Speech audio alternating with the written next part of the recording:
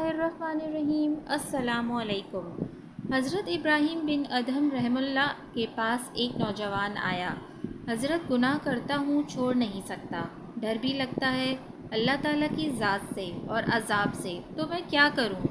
तो अल्लाह वालों का एक दस्तूर होता है, धक्के नहीं देते, नफ़रत नहीं करते, ये सीने से लगाते हैं, ये समझाते हैं, प्यार के अंदाज़ में, मोहब्बत के अंदाज़ में बात समझाते हैं।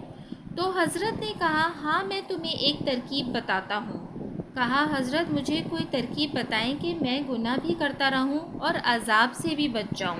आपने फरमाया, पहली तरकीब तो ये है कि अगर तू गुनाह करता है तो अल्लाह रब्बुल इज़्ज़त की निगाहों के सामने गुनाह करना छोड़ दे, छुप कर गुनाह किया कर। कहने लगा, मैं उसकी नज़रों से छुप कर तो गुनाह नहीं कर सकता। अच्छा, एक दूसरा तरीका बताता हूँ, वो ये कि तू अल्लाह रब्बुल इज़्ज़त का रिस्क जो दिया हुआ है वो खाना छोड़ दे, कि ना तुम्हारा दिया हुआ रिस्क खाता हूँ ना तुम्हारी बात मानता हूँ। कहने लगा, अल्लाह के रिस्क को कैसे खाना छोड़ दूँ, ये तो मैं नहीं कर सकता। अच्छा, मैं तीसरा तरीका बताता हूँ। तुम अल्लाह ताला के मुल्क में रहते हुए अल्लाह की नाफरमानी करते हो, तो ये ज़मीन और आसमान अल्लाह का मालिक है, इससे निकल कर गुनाह कर लो। कहा, जी मैं कैसे निकल सकता हूँ, ज़मीन और आसमान से बाहर उसकी हुदूद तो कहीं नज़र नहीं आती। अच्छा, मैं आपको एक तजवीज़ और देता हूँ, वो ये कि तुम गुनाह करते रहोगे तो नामाए अमाल में बहुत से गुनाह होंगे।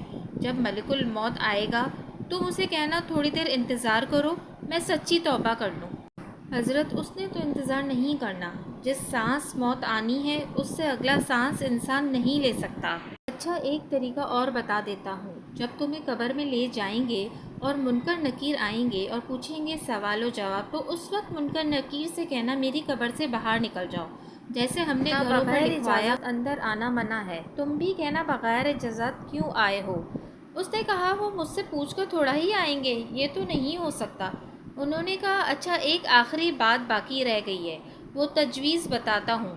उसने कहा, कौन सी के क़यामत के दिन तुम्हारे गुनाह अल्लाह रब्बुल इज़्ज़त के हुजूर पेश किए जाएंगे और तुम्हें जहन्नुम में जाने का हुक्म फरमाएंगे। जब फरिश्ते तुम्हें पकड़ कर जाने लगें तो खड़े हो जाना कि मैंने नहीं जाना।